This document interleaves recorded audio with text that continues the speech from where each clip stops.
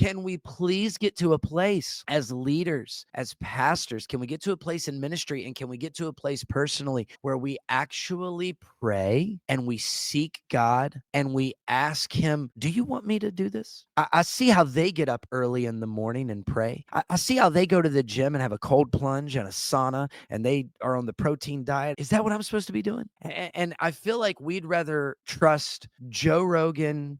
We'd rather trust Craig Groeschel. We'd rather trust them than actually going to the Lord Yeah. and saying, what should I be doing? So I'm just really concerned for us, because I do see this pattern of ministry where we're trying to fall in line too much. And biblically, I don't see that. Every disciple had their own routine, had their Yeah. own personality, but they all came back to Jesus.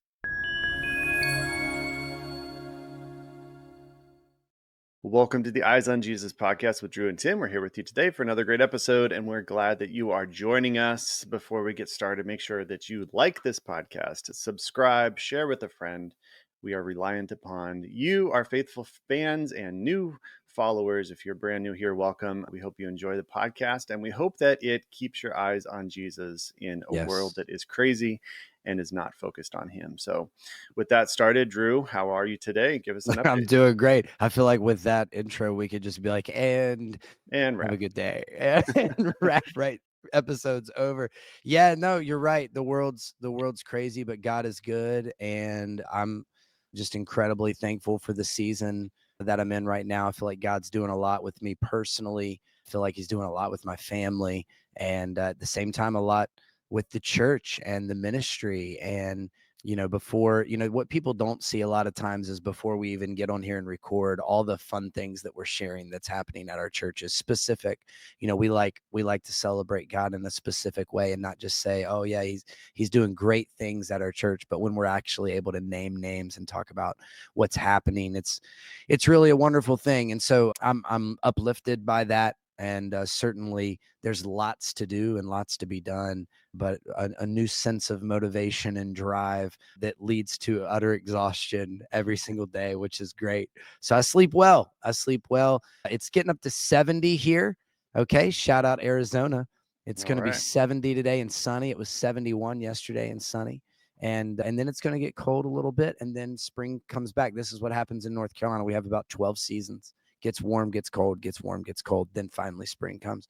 So we had snow last week. Now it's 70. We'll get cold again, and then we're back. So yeah, everything's great. Everything's great, man. Nothing to complain about. Trying to have a good perspective on any struggle and any challenge in life. How about you? Yeah, definitely busy. Expectations really high for what God's doing and what we believe He will do. And we have this event coming up that'll be over by the time people listen to this. But it's brought with it a lot of anticipation, a lot of preparation, a lot of Him already moving in people that sometimes we would never think that God would use. And isn't that just how God works? We tend to write people off in our own minds, and God's like, I got a plan for that Mhm. person. I'm going to show you once my Spirit empowers them. And so I think that's an awesome time to be alive and to be submitted to God, to see what He's doing in our little communities. And, I'm just thinking, like, my one church is such a small, like, blip on the radar of what God's doing in the world, right? And it's exciting because I don't need to see it all, but the little bit I do see, I'm excited that God can use me, of all people, right? That God can use any of That's right. us when we're submitted to Him. And so I think that's exciting amidst, some craziness of family and, car repairs that are through the roof and fun Yeah. stuff like that, and Fun things. fasting that will be over by the time I listen to this. So I don't talk about fasting, when I'm in it. I don't want to bring the ashes on my head in front of everyone, but Right. I was thinking about the podcast we did on fasting a while ago, and people can look that up, but it's one of the things that I think is so important in our spiritual tool belt, if Yeah. you will, to pull it Yeah. out from time to time. And it's really just, this was tougher for me than other ones, but I think that what I constantly came back to is, like, when I had those hunger pains, just like, God, I desire you more than food in this moment. I desire you Yeah. more than that cheeseburger someone's eating right next to me, like, Woo. and just constantly pushing it back to Him, and that little sacrifice, that small, like, this is nothing compared to, like, the sacrifice that we can give God of our life, but this small little thing is worth it in Yeah. the long run, because we end up desiring Him more. So yeah, fasting is good. Do it if you're not doing it. If you're doing a little bit, do more. It's not to gain anything. It's not a work. It's literally a discipline. It's something to help us be grounded to the things that are spiritual. So That's what's going on with me. So, Drew, I'm excited about this topic. I know you kind of brought it up. We talked about it briefly before we kicked this off, but we're going to kind of go through it together. So, why don't you give us an overview of your thought behind it and where we're going? Sure, and you laid out a great foundation of really where we're gonna try to guide people today. So we're talking about church trends and ministry trends, and then we're gonna try to zero that in on even trends in our own life and comparison and things like that. But essentially, I've been really resting on this concept of manipulation versus sanctification.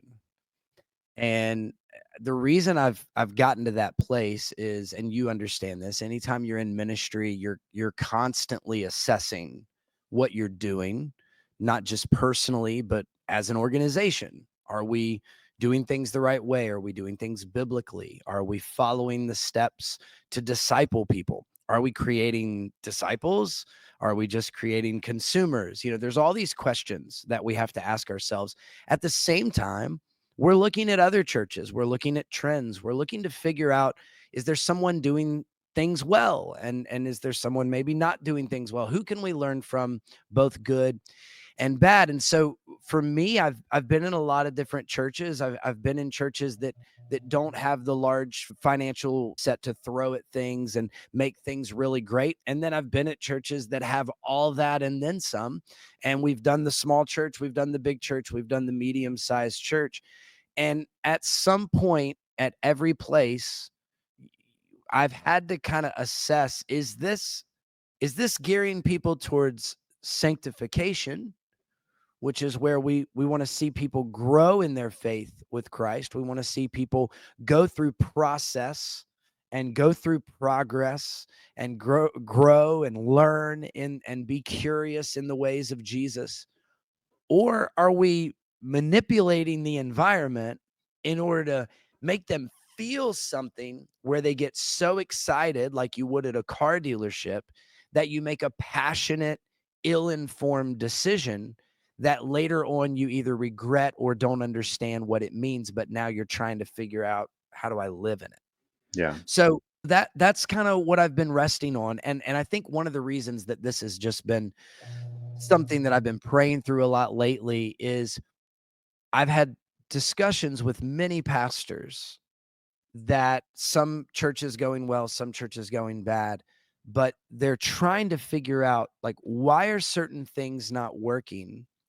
And the level of their question, the layer of their question goes back to, why is it not working? Because I'm doing all the right things. I'm doing the right process. I'm setting up the right way. Our programming is great. Our curriculum is great. Our guest experience is great. Our sermons are great. Our worship team is great. Our service flow is great. And they're looking at kind of the programming of it, and they're not really taking on the hat of a pastor. So that's really what I want to unpack today. And so before we kind of get into like the different layers of that, I'm curious for you, as I say all that out loud, and as you kind of go, okay, manipulation versus sanctification, like, where does that hit you? What does that mean to you? And like, do you agree that you're seeing some trends and seeing some things in that line that causes a discussion at least?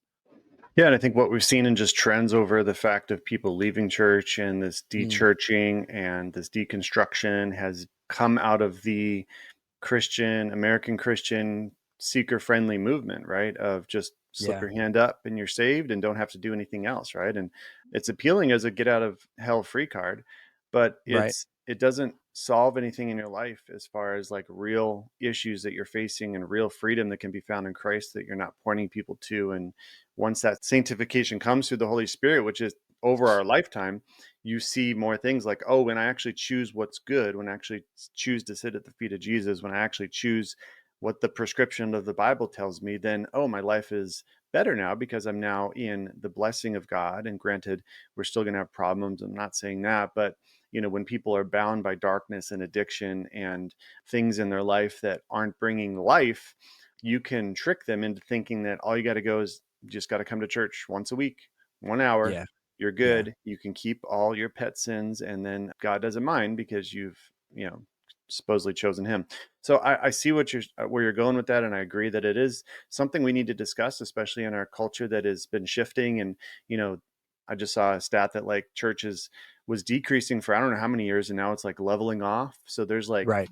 an increase in like, in certain denominations are doing worse than others, like so some are doing better than others. And, I even saw a video of like these revivals that are happening in colleges still, like just they're not getting any newsworthy stuff except, on social media sometimes, but it's happening. Like especially the young people are hungry. And I think that's where Yeah. they see, without having a whole lifetime of seeing all the different trends and things, like they have been sold a lie that you just need your social media. You just need Right. to believe in a political party. You just need this, this, and this. And I think they're seeing through that. I think they're like, well, Yeah. what's real? Like, Right. I need to know that there's something bigger than me or something bigger than my parents or my political leaders to grab onto. And sometimes that leads them down, witchcraft and darkness and powers of darkness. But I think I'm hoping there's just a shift of especially young people and all people to see that there is more. But so where does that leave us as far as like churches go? Because you see all the different models. You see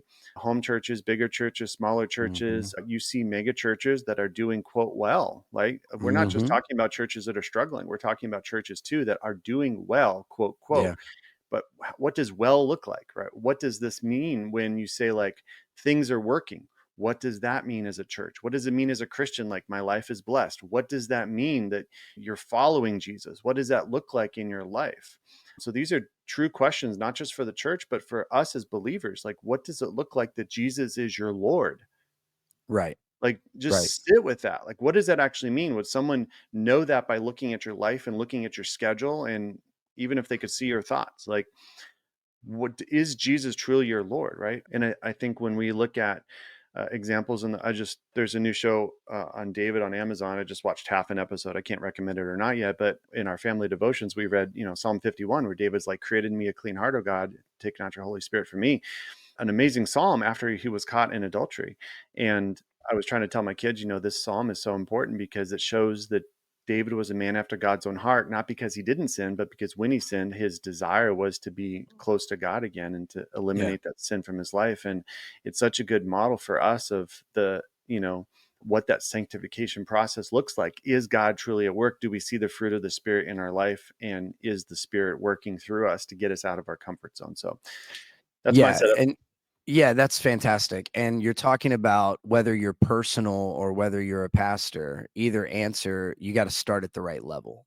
Hmm. And if your answer, when Tim talked about how do you know you're saved, or how do you know that you're believing, or how do you know that God is doing something in your life, if your answer immediately went to programming, if your answer immediately went to process, if it immediately went to, well, I get up at 5 a.m. every morning and do quiet time, if it went there, we might have some work to do. Hmm. Okay. And it's the same thing with the church. If you go, how's your church doing? Oh, buddy, let me tell you about our metrics. Let me tell you all about my spreadsheets. Our picnic Let was me off tell the you, chain. man, it's up and to the right, my friend. It's like, I want to hear stories. I want to hear names. I want to hear people. I want to hear transformation. Mhm. So if you're going, how's Yes Church? I could sit here and go, well, we were at 37 and now we're counting above 200. So we're good. Well, wait. Are you though? Okay. Let's see. We baptized Ethan. We baptized Rylan. We could talk about stories of a woman who's been an atheist for 30 years and has decided that now she loves Jesus and she wants to get baptized. We could tell stories of student ministry taking it upon themselves to feed a homeless man on a Wednesday night. Like we could tell stories. Now, sure, I can show you metrics, but can we not lead with that? And as a in your personal life, can we not lead with that? I mean, it's Simon Sinek that says start with why, not how, not what. Start with why. What's the same way in ministry? Start with why. And so here's what I'm seeing in church trends, and here's what I'm concerned for in our society is we really have about 4 different levels and layers of churches. We have the visionary churches, okay? And the visionary churches, they are the first ones to try things. They're okay with failing. They are very agile. They adapt quickly to different scenarios. These are the churches that when COVID rolled around, they grew through COVID or stayed clear through COVID. These are the churches that set the standard. They take a lot of risk. They take a lot of risk, but they do so in faith. Second layer is you have the early adopters. These are the ones that go, "Ooh, I see what's working. Let's do that." Then you have the late adopters, okay? These are the people that in 2000 the popular thing was to be a contemporary church, and now it's 2025 and they're like, "We're going to switch to a contemporary church." And it's like, you're a little late. Which is like You're 20 songs from 20 years ago. Yeah, like we play Forever Rain from Hillsong. It's like, Yeah. you're late. You're late. Okay. And then you have the no adoption churches. Okay. And the no adoption churches, they're resistant to change. They stick with tradition no matter what. They Yeah. probably still have church pews, and there's probably a bulldozer parked on their property just waiting for the day And they might to only believe tear in the whole one thing Bible down. translation. That's correct. They might only believe in one Bible translation. And those are the kinds of churches that are like, we've been here for hundreds of years and we own our property. And we go, what is your average age? And they usually start with a 7. Okay. And so we want to be careful with no adoption churches. So, okay. In all that, we don't want to just make this like a, hey, churches, start doing the thing. In all of that, my concern is that regardless of where you line, visionary, early adopters, late adopters, or no adopters, my concern is that we're all trying to do the same thing the same way, and no one's getting to the layer of, should I? Yeah. Everyone's looking at everyone else and going, oh, they have flags. They have a tent. Right? Like guest experience. Oh, we need people out in the parking lot to help people park. You know what? No, you don't.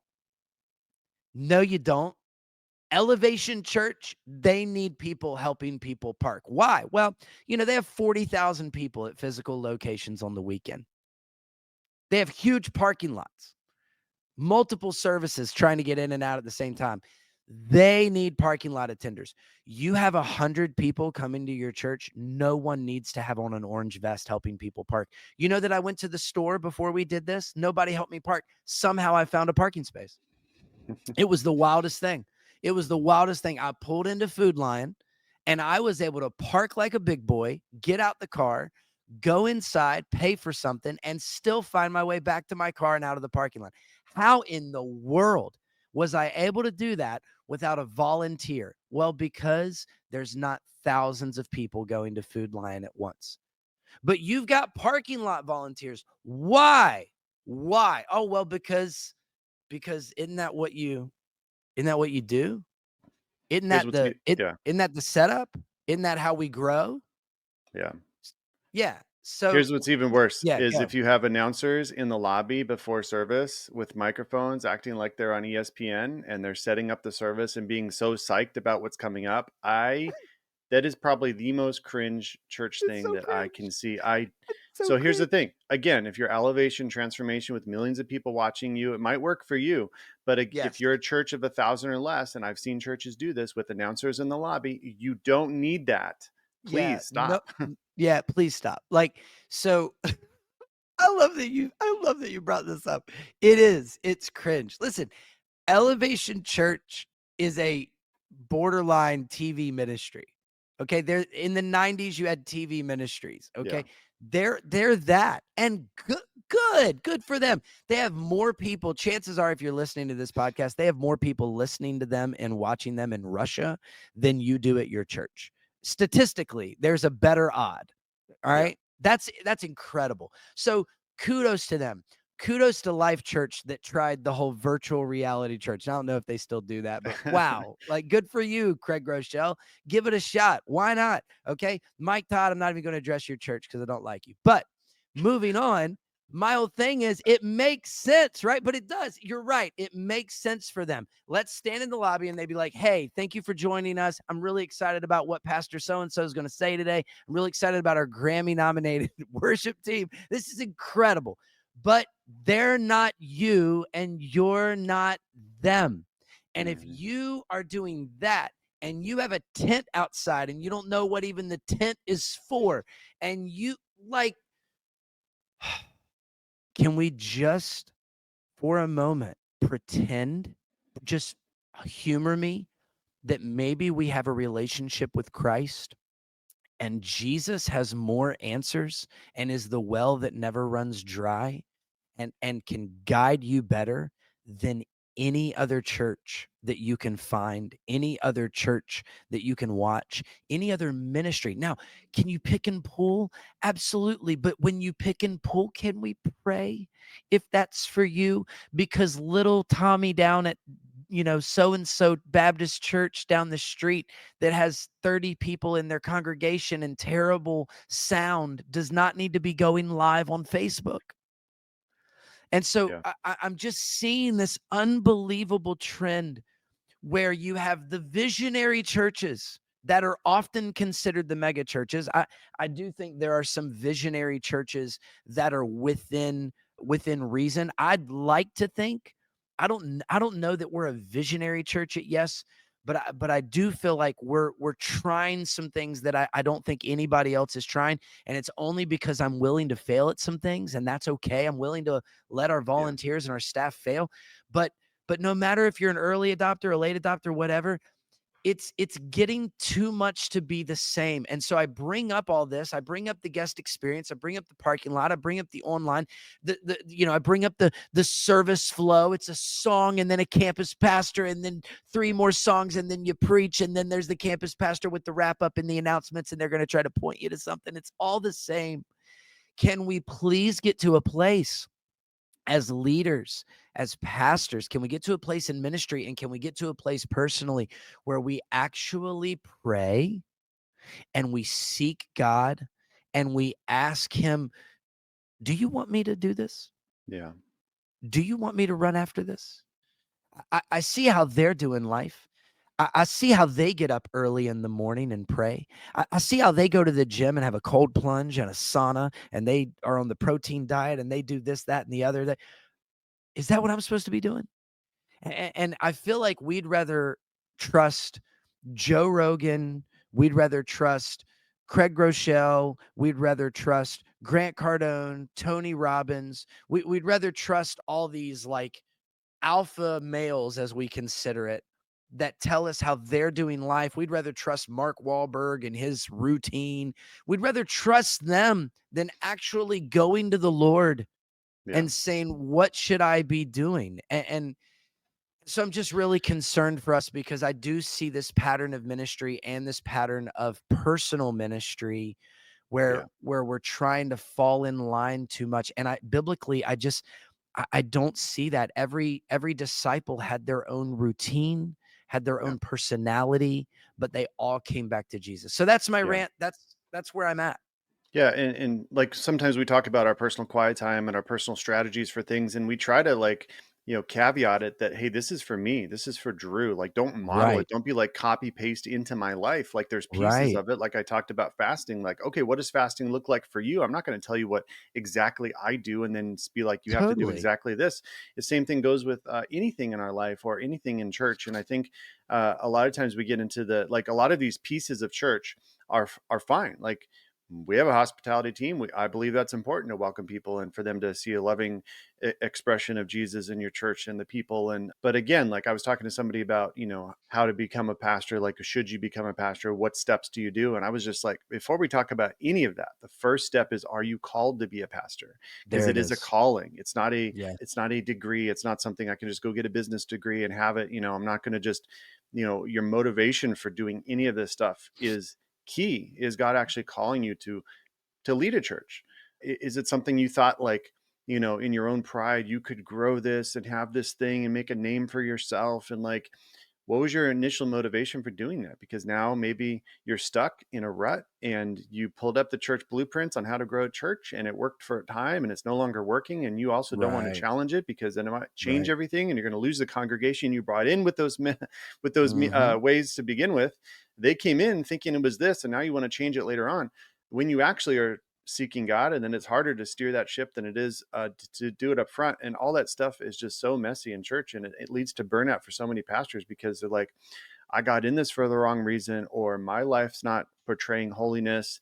And so the enemy's got a foothold in my life. And now you see a fall from leadership. Now you see church closure. Now you see just some of the wicked things we see in the church culture. And then you have people that push against it, that do say churches are all manipulative. Mhm. Churches should not be in a building. They should not be a 501c3. They should all be in homes. They should all be like Acts. I mean, you see these Mhm. extreme things, which is a response to this consumeristic culture we've created in America. And I think there's some truth to all that for sure. But our pastor just did a sermon on Ephesians 2. It talks about you are the temple, right? The temple in New Yeah. Testament is used corporately and it's used individually.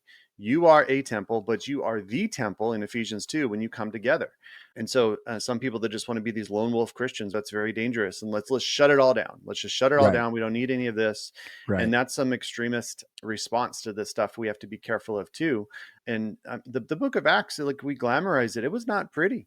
Right. There was racial problems, there was persecution, there was strife between Jews and Gentiles, even Yep. between Peter and Paul. I look at First Corinthians, like just some crazy things happening in the early church. And so like we can't glamorize it, be like, oh, it was so beautiful, like the Holy Spirit moved every day and no one had any problems and sin was magically gone as soon as they accepted Christ. Like, no, that's not the case. It was messy. And also, like, you didn't have they all came together. They all separated, split things to the poor and the widows, and people that push back on like just giving now. It's like, well, do you really want that model where you gave everything to the church? Like if 10% is a problem to you, do you want to give everything to church and be like a New Testament Right. church? Is that what you're saying? So we have Right. to be careful to not model everything, both the old and the new, and think that there's just this one size fits all that we can then apply today. So, which is why we're saying go before God. Where does He want Yes. you in your community? Because all communities are different, made with different people, different ethnic cultures, Yep. and something might need to be specific for the community you're in. Something might need to be specific to counteract the churches in your area. There's just so many cookie cutter churches. God's calling you to do something different. That might be His call in your life too. Absolutely. And I think it's harder now to do that than ever because if I guarantee you, if I pulled up my phone right now and I went on anything, TikTok, Instagram, X, Facebook, anything, I'm not going to get too far down my feed before I have someone telling me how I should be living life. Sure. And I want to do it all. I want to be the dad that the psychologist who has a, you know, show and podcast around being the best dad you can be. I want to be that kind of dad. But then I also want to be the spouse, the husband that this other podcast wants me to be. But I also want to be in my Bible the way that other people seem to be in their Bible. And man, I want to preach. I want to, but I want to be good at my craft. And I want to I want to preach so well that I inspire people and I don't say and I don't say and I don't lose train of thought on stage. And I don't want to have to use notes. I want to be so immersed in it, and so I need time. And so I know I want time, but then I want time with my family to Mhm. and I got all these people to get in the gym. You got to get in the gym and you got a Yeah. sauna and you got a cold plunge And you got to and read 2 books a week. you got to read 2 books a week and you got to get up before everybody in your household, but you got to stay up and do what you need to do with your kids at night. And it's like, I can't do that. And then I'm part of like dumb stuff, right? I'm part of like a grass page on Facebook that tells me how to cut my grass. And I want good grass, man. I want Bermuda grass. I want it to be green. I want a golf course out there. I don't know why that matters to me. And I want my car to be clean, but who has time to clean it? And we want all these things. And now more than ever, social media has just made it so difficult to go, well, like, all right, what am I supposed to do? What Yeah. should I be focused on? There's all these distractions. How do I tune my heart to the things of God? And how do I even get in a place where I can do that? And while all that's going on personally, then in ministry, we have these we have these corporations, these denominations that say when they launch churches or that say when they hold conferences or say when they lead their pastors how things need to get done. There is a reason that every time I see a church about to launch, they have a pop-up banner of their brand. They have a couple tents, one for first-time guest and one for just information. There's a reason that every church you go to, they go, "Hey, are you a first-time guest? Oh, let's give it up for our first-time guest. You're our VIP. Listen, if you want to head to the tent after the service, we have a gift for you." You know what no one needs? A coffee mug. You know what no one Yeah, needs? A T-shirt. I You know. know what no one needs? A $5 coupon to Chick-fil-A. Look, proud of you for having the money and Yeah, the I'll take that. finances to give a gift, okay? But when you really think about it and you're like, "Okay, I'm using people's tithe money to give a coffee mug to someone because 'cause I'm hoping what? That they would come back?" What's the matter? You don't think the gospel can bring people back? You need to give them something. In America, the top 1%, you need to give them something. How Mm, about you give them Jesus? there you go. How about you give them Jesus? What's the worst thing that happens? You have a small church? Is that what you're scared of? Like, what are we doing? And so this is a call, and I'm very convicted by this of myself. I'm convicted of this also by the conversations I keep having with people because Tim, you know this as well as I do. When things are going not great at your church, sometimes that can be a really lonely place. Yeah. And when things are going well at your church, that's when everybody wants to know what you're doing. Mm, And it just so happens that we've made some noise, and I love that. I'm glad that God is making noise through Yes Church. I love that. yeah. And it's just so happened that a few pastors want to know, so what are you doing? And, and man, I know it sounds crazy, but we're preaching Bible in presence. My takeaway for however many weeks in a row has been read your Bible and be in the presence of God. Yeah. How's that for I wish my pastor would relate it to my life. How's that for being modern? How's that for I want something that I can adapt and bring into my day to day. Cool. Mm, Bible and presence. yeah. And we've been a very unseeker friendly to some unattractive church for many, many months. Mm, And that has led to great things because we've been focused on Jesus. And so I want this to be a moment where if you are in a church, I don't care if you're a leader or not, you need to be asking yourself the question, why are we doing what we're doing? yeah. Why? I want to know why. I want to know why we're doing what we're doing. And then in your personal life, I want to know why you're doing what you're doing. Do you get up at 5 a.m. to go to the gym because someone told you to? Or do you like really believe in it? Because if you believe in it, you'll get up, you'll give effort, and Hmm. you'll get serious about the gym and you'll get serious about your body. When you read the Bible, are you reading because you're just like trying again? Are you reading the Bible because your pastor convicted you a little bit, but you don't really know where to start?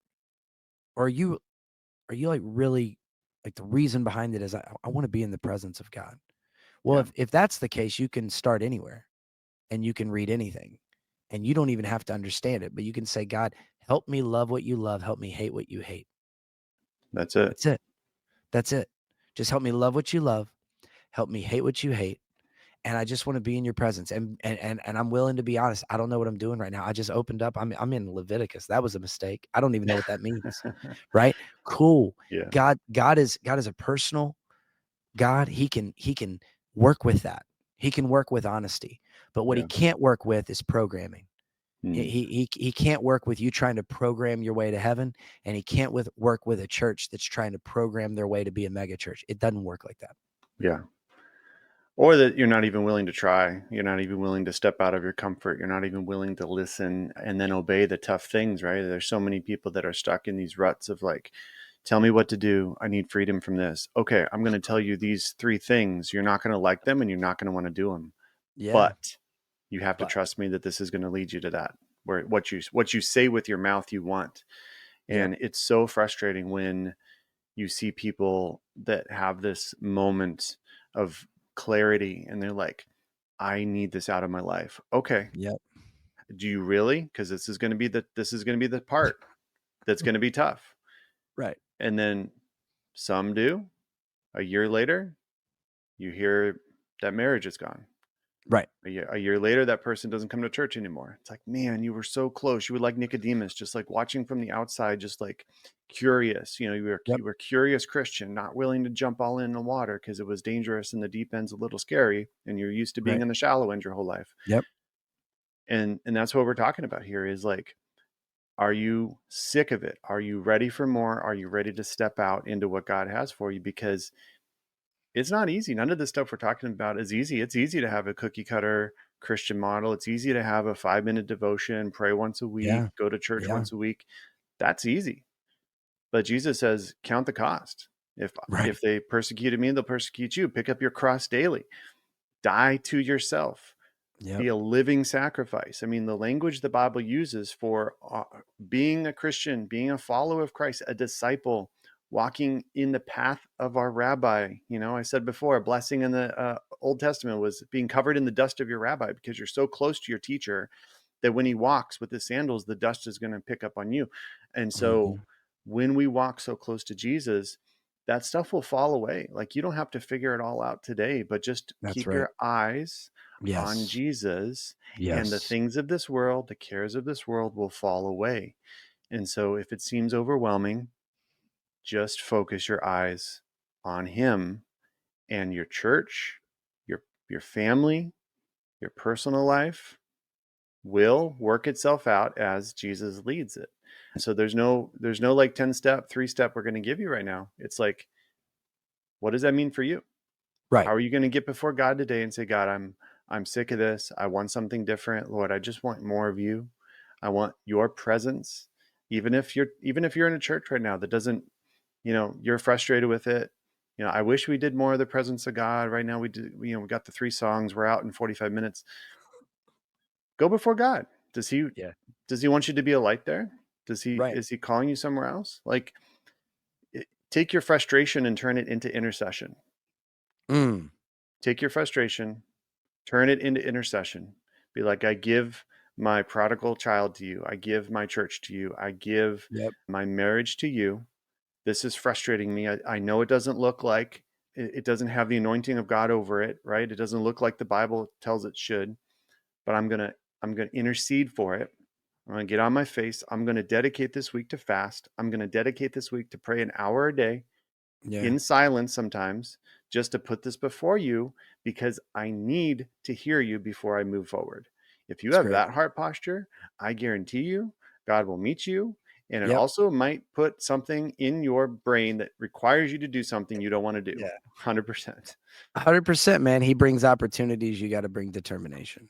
That's right. And that's really challenging. I love that. So I'm curious for our listeners, as you hear this episode, as you reflect on it, as you pray through it, I'm curious, what are some things that, man, you've recognized these are just programs in my life, and I'm really not making this personal. These are some things I've been trying to do, but I don't believe in it. I really need to go to Jesus. I really need to go to the Lord. I really need to submit myself here and start not trying to achieve faith, but actually be a man or woman of faith. So you can always email us at eyesonjesuspodcast@outlook.com. It's up right there. If you're watching YouTube, you can see it. Also, just a reminder, check out kingdomandwill.com. You can use code EyesOnJesus for 15% off. Tim's wearing an awesome wisdom shirt. I have the same shirt in red, and it says grace. Really comfy shirts. Really, really great. We're really thankful for Kingdom and Will. So go check them out. And also don't forget, you can connect with us not just through email, but also through social media. You can go on Facebook and see the Eyes on Jesus podcast community there. We're always updating and shouting out new listeners. We're shouting out new people that join the page, and we're Yeah. also putting out great content and sometimes a little bit of behind the scenes stuff. Sometimes Tim and I like to go live and things like that. So Tim, take us out, man. That's it. Hope you enjoyed the episode. And until next time, go with God, grow in discernment, and keep your eyes on Jesus. Thanks for joining us on the Eyes on Jesus podcast with Drew and Tim. Don't forget to hit subscribe